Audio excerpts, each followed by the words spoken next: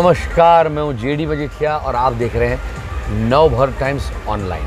आपका बहुत बहुत स्वागत है। और आज आपके दोस्त का बर्थडे है या आपके सीनियर का बर्थडे है, मुझे समझ में नहीं आ रहा क्योंकि आप लोग सब इतना प्यार वाला आज इवेंट था। हाँ, देखिए अंजन जी को तो मैं कलाकार, जब हम इप्टा वगैरह कंपटीशन में, अब से उसके पहले से वागले की दुनिया जब टीवी पर आता था तब देखते थे। और सालों से अंजन श्रीवास्तव इतने जाने माने कलाकार है कि हम उनके फ़ैन रहे। फिर जब हम इस लाइन में एज एन एक्टर, फिर प्रोडक्शन हाउस शुरू हुआ हमारा, तो हमेशा अच्छे कलाकारों के साथ काम करना हमारा एक हमेशा उद्देश्य रहा था, अच्छी कंटेंट बनाने के लिए। और ऐसे करते करते अंजन जी से मुलाकातें होती रही और फिर एक मौका आया, वीर ने मौका दिया कि वागले की दुनिया फिर से नई पीढ़ी नए किस्से शुरू करने का मौका मिला। तो तब अंजन जी को ज़्यादा जानने मिला। बहुत सरल उम्दा व्यक्ति है और आज भी जब कोई ऐसा सीन आता है, जब अंजन जी को आप कुछ अच्छा सा एक परफॉर्मेंस का सीन दे दो तो सेट पे सभी कलाकार और सभी लोग ऐसे देखते रह जाते हैं और इतने सिंसियर है। आज भी उनसे बहुत सीखना चाहिए। इस उम्र में भी थिएटर भी करते हैं और जिस तरह वो प्रिपेयर करते, स्क्रिप्ट पहले मांगते हैं और जो मेहनत कर रहे हैं आज भी बहुत कम कलाकारों में देखने मिलती हैं। एंड हमारी किस्मत है कि हम अंजन जी के साथ काम कर रहे हैं और आज उनके 74वें जन्मदिन पर उनके साथ आज ये आए हैं। तो बड़ा आनंद हुआ क्योंकि एक बात कहूँ तो बड़ी मज़ेदार बात है कि जब बच्चा था, छोटा था, तो वागले की दुनिया का एक एपिसोड आता था जिसमें सोसाइटी में कई घरों में टीवी नहीं है और सभी लोग श्रीनिवास वागले, राधिका वागले के घर पे नहीं, अंजन जी के घर पे आते हैं टीवी देखने। तो एक के बाद पूरा बिल्डिंग उनके घर पे पहला टीवी आया तो उनके घर पे आ चुके हैं।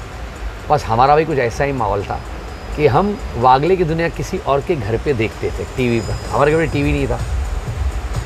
किस्मत देखिए, आज अंजन जी के साथ, सुमित राघवन के साथ टीआरपी आपके नाम पे चल दी है। आज लोगों के घर घर टीवी। हम आप सबसे बड़े वो भी है ना ओहदे में, मतलब हाँ, टीवी एसोसिएशन के IFTPC के चेयरमैन हम। तो ये ना कि भाई किस्मत देखिए, दूसरों के घर पे टीवी देखते थे, आज दूसरों के घरों पे टीवी पहुंचाते हैं।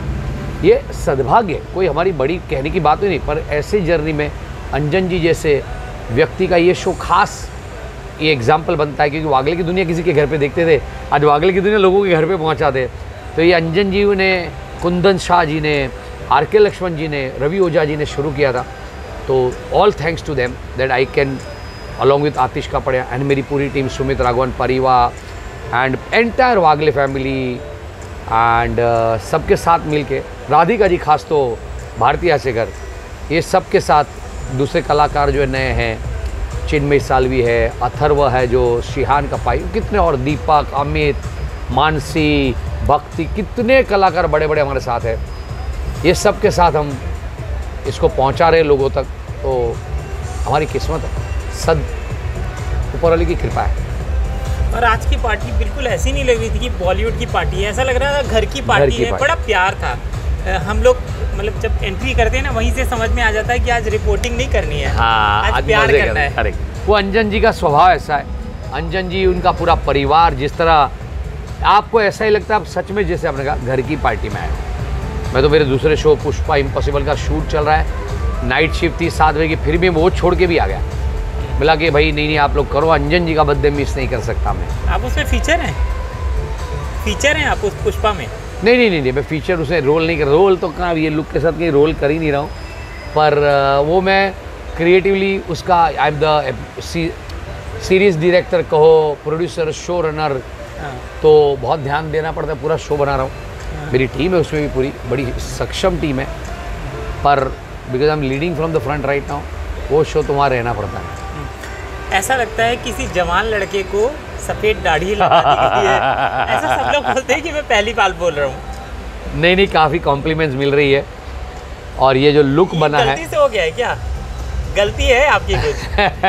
ज़्यादा कलर किए, डाई किए? नहीं, कोई कलर डाई नहीं किया वाइट को। और ये है कि कोविड में पता चला कि मेरे सारे सफ़ेद हो रहे, नीचे से सफ़ेद आ रहे, जितने सारे हैंडसम लुक आया है सर, बहुत हैंडसम लुक। मैं कह रहा हूँ मेरे साथ हमेशा ऊपर वाले की कृपा रही है।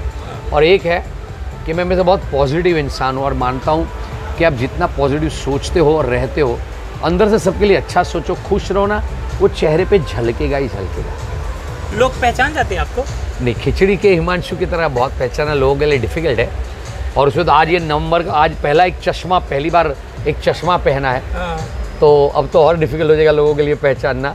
आई होप ये अच्छा लगता हो, मैं तो ध्यान से देखा भी नहीं। अरे आप तो सच में कत्ल कर रहे हो, बड़े हैंडसम लुक आया है आपका। Thank you. मतलब ऐसा लग रहा है किसी जवान लड़के को। आपकी आवाज़ लो, बॉडी लैंग्वेज लो, आप अंदर पार्टी में, मैंने कुछ फोटोज ली आपकी, वीडियोस ली हैं, मतलब तो बचपना गया नहीं आपका? अरे नहीं, सच में वो बचपना भी नहीं गया, जवानी भी नहीं जाएगी, क्योंकि मैं हमेशा मानता हूँ कि दिल से ना आप जैसे थे ना वैसे रहो। सक्सेस और फेलियर आपको असर नहीं करना चाहिए। ज़मीन पे चल रहे थे, ज़मीन पे चलो, और बस सबके साथ ऐसे ही रहो, ऐसे जो सालों पहले थे, तो it still keeps me going. Fitness का राज क्या है, क्या खाते हो आप? मैं खाने में बड़ा चौकन्ना हूँ, क्योंकि ज़्यादा काम करना हो ना तो खाने में चौकन्ना रहना पड़ता है। थोड़ा थोड़ा रेगुलर मौके पर एक्सरसाइज करना पड़ता है। क्यों? कलाकारों के लिए ये सब है तो पूरी दुनिया है, हमको सबसे ज़्यादा अच्छा क्या लगता है, तो वो करने के लिए बहुत सारी अच्छाई, जो अच्छी चीज़ें हमको प्यारी लगती है, पर उसमें अगर हेल्थ ठीक नहीं है तो सेक्रीफाइस करना पड़ता है। Every great biography has chapters of sacrifices. तो खाने में डिसिप्लिन रहता हूँ। सुबह फ्रूट पपाया से शुरू करता हूँ, प्रोटीन शेक लेता हूँ, फिर खाना भी घर से आता वो खाता हूँ, घर से कैरी करता हूँ, उसमें सैलड होता ही होता है। आंवला खाता हूँ रोज़, अदरक खाता हूँ, रोटी कम सब्ज़ी ज़्यादा खाता हूँ, दाल खाता हूँ, राइस एकदम अवॉइड करता हूँ, कभी कभार मन करता है खाता हूँ, रात को भी लाइट, शाम को मखाना खाता हूँ। और खाने पीने में ऐसा नहीं मन नहीं करता है, चीट डेज भी होते हैं, बीच में कुछ खा, पर अगर अपनी सेहत है तो सब कुछ है। I don't abuse my body. अगर कुछ स्वादिष्ट मन कर गया, खा भी लिया कभी कभार, तो लिमिट में खाता हूँ। पर मज़े भी बहुत करता हूँ खाने पीने में, ऐसा नहीं खाता हूँ, पर लिमिट होनी चाहिए, चीट डे होना चाहिए, प्लान करके करता हूँ। और मेहनत बहुत करता हूँ, दिल से काम बहुत करता हूँ, पॉजिटिव रहता हूँ, तो ये हेल्थ चल जाती है। जेडी आपके हाथ में टीवी आपकी मुट्ठी पे है। कोरोना के बाद बहुत कुछ बदला है, बहुत कुछ चेंज हुआ है, कैसे देखते हैं और क्या कहेंगे आगे इंडस्ट्री कहाँ जा रही है, टीवी इंडस्ट्री? अब देखिए, क्योंकि आ गया OTT भी आ गया है, तो उसका धक्का क्या लगा है क्या टीवी को? टीवी मेरी मुट्ठी में कहना बहुत ही ज़्यादा होगा। मेरी मुट्ठी में मुश्किल से रिमोट आता है पर टीवी ऐसा है कि अगर टीवी में लोगों ने अभी भी सालों पहले बनते थे वैसे ही शो उसी फॉर्मूला पे बनाने की कोशिश करी तो नहीं चलेंगे। मैंने ये इसलिए कहा कि मैं किसी और के बारे में बताऊं, उससे अच्छा अपने बारे में बताऊं। जैसे वागले की दुनिया पूरा पहले कुछ सालों पहले भी आता था, हमने आज किया तो कम्प्लीटली नए सिरे से किया, आज के इश्यूज़ को लेके किया, आज के दिन में रिलेटेबल क्या कंटेंट किया। कोरोना के बाद लोगों को बहुत सारा देखो, फिल्मों का हाल देखो, क्यों ऐसा हो रहा है, लोगों की सोच बदली है। उन्होंने ऐसे ऐसे ड्रामा, ऐसी क्राइसिस देख लिए कि वो कुछ अब ना बदलाव देखना चाहते हैं। अगर आप पुरानी सोच वाली वही फॉर्मूला करेंगे तो आज के दिन में फिर OTT पे जाना आप ही पुश कर रहे हो टीवी से, वो मत करो। अच्छा कंटेंट, प्रोग्रेसिव कंटेंट बनाना चाहिए। मैं ज़्यादा नहीं बोलूँगा इस पर।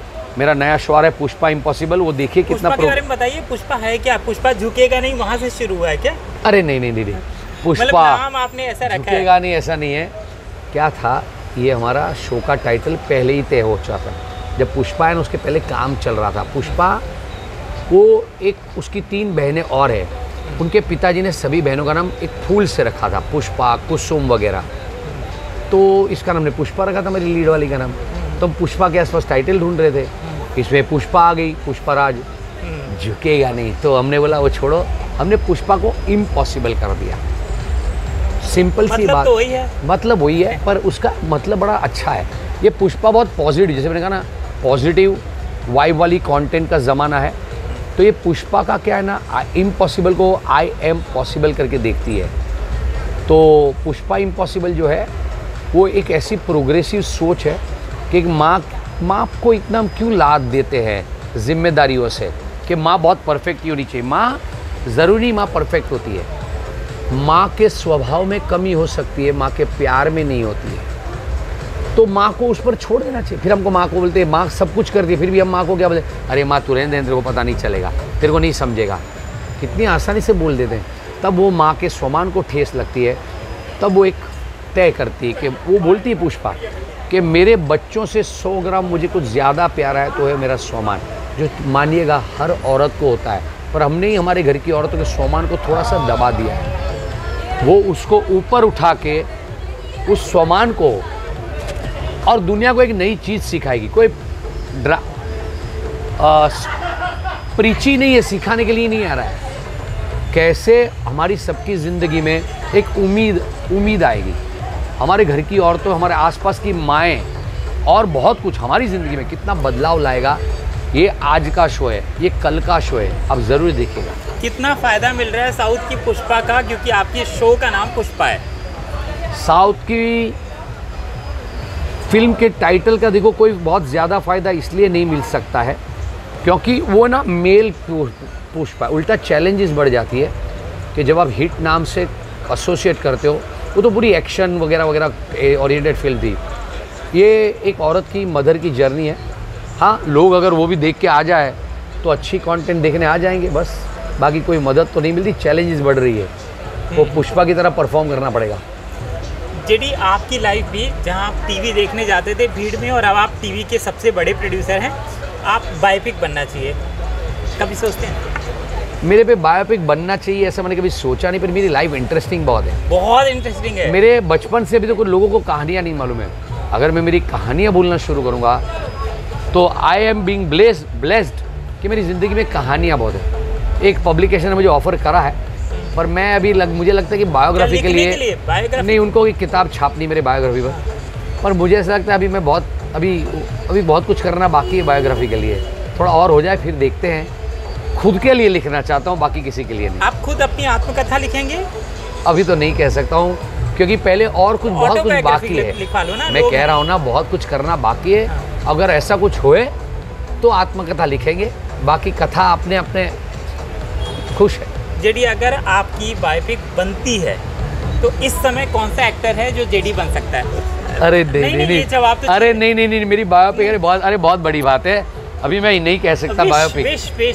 कौन सा एक्टर है जो आपको लगता है अगर अभी बनती, इतनी अच्छी प्रेरकदायी है, मतलब मैं भी जेडी बनना चाहता हूँ, हर कोई जेडी बनना चाहता है। आप मुझे बताओ कौन सा एक्टर है जो जेडी को जी सकता है?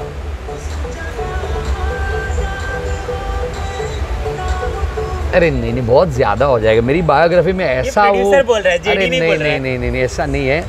मेरी अगर एनर्जी को आप अभी, ये तो मुझे कॉम्प्लीमेंट मिली थी इसलिए मैं कह रहा हूँ। जब आपने भी मेरी एनर्जी की बात करी तो गुजरात में हम लोग गए थे वागले की दुनिया का प्रमोशन करने, तो कुछ वहाँ आरजेस थे 4, वो मुझे मिले, हमारी बातें होती रहती है। उन्होंने अभी भी मिले तो बात करी, दोस्ती वाली बात हुई, और उन्होंने देखा कि जेडी बहुत फ्रेंडली है, जेडी किसी के साथ भी दोस्ती बनाते निभाते, यंग है यंग है, एनर्जेटिक है, by face, by talk, by physique.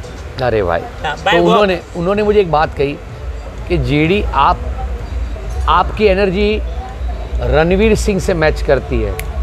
तो मैं चाहूँगा कि अगर बायोपिक मेरी बनी ज़िंदगी में और कुछ 10 साल मैंने बहुत अच्छा बड़ा ऐसा तोप मार दिया और मेरी बायोपिक बनी, तो इन ऑल, बिकॉज मैं थोड़ा लाइफ मज़ेदार तरीके से जीने वाला आदमी हूँ, एंड देन रणवीर सिंह। पर मेरी बायोपिक में इतना अभी तो बहुत बाकी है, कुछ नहीं हुआ है। और डायरेक्टर कौन होना चाहिए? अरे नहीं, ये बहुत ज़्यादा। प्लीज, डायरेक्टर कौन होना चाहिए? अरे प्लीज, आप शर्मिंदा कर रहे हैं। अरे नहीं, अरे नहीं, आप मुझे शर्मिंदा कर रहे हैं। मेरी बायोपिक पहले तो मैं रणवीर सिंह मेरी बायोपिक बनाए, वो कहना भी शर्मिंदगी वाली बात है। यस भाई, जेडी कमाल के, देखो ना, he doesn't need a director. अरे नहीं, ये बहुत ज़्यादा है। मेरी बायोपिक वगैरह बहुत दूर की बात। ऐसी ज़िंदगी तो जी लूँ और 10 साल 12 साल ऐसा कुछ काम करूँ कि बायोपिक बने ना बने, मुझे खुद को ऐसा लगे कि मुझे जो मौका मिला था उसका मैंने लोगों को मनोरंजन देने में, उनकी ज़िंदगियों को बेहतर बनाने में बहुत अच्छी तरह से गुजारा। मुझे ईश्वर ने अपॉर्चुनिटी दी, टैलेंट दी है, तो मैं उसको पूरी अच्छी तरह से जीऊँ और लोगों तक वो चीज़ पहुँचाऊँ, उनकी ज़िंदगी को बेहतर बनाऊँ। उससे ज़्यादा मैं ज़िंदगी से कोई उम्मीद नहीं रखता। क्या बात है, हमसे बात करने के लिए बहुत बहुत शुक्रिया और ढेर सारी शुभकामनाएं। Thank you. आपकी बायोपिक के लिए भी और सारे काम के लिए। पुष्पा के अलावा और कुछ आने वाला है? मैं आप मुझे एक पुष्पा के लिए फ़ोन कीजिए, वीडियो लीजिए, बहुत कुछ बताऊंगा। आप फिल्म क्यों नहीं प्रोड्यूस करते? मेरे को करनी है, बस पहले जो कमिटमेंट हाथ में लिया ये जिम्मेदारी पहले पूरी कर लूँ, फिर अपनी बायोपिक प्रोड्यूस करेंगे। अरे नहीं, बहुत दूर की बात है। ये तो विनम्रता है आपकी। नहीं यार, ऐसा कुछ नहीं है। सच में मानता हूँ बायोपिक बनने जैसी चीज़ें होनी चाहिए, और वो हो जाएगी तो खुद सोचूंगा, क्योंकि मेरे लिए नहीं, मेरी ज़िंदगी अगर इतनी इंस्पायरिंग बनती है तो बहुत सारे यंगस्टर्स की ज़िंदगी को मेरी बायोपिक से अगर कुछ मिलता है तो ही बायोपिक बननी चाहिए, वरना क्या। बहुत कुछ मिलता है, आप जानते हैं बात। थैंक यू सो मच, ढेर सारी शुभकामनाएं और बहुत सारा प्यार। Thank you very much. Thank you.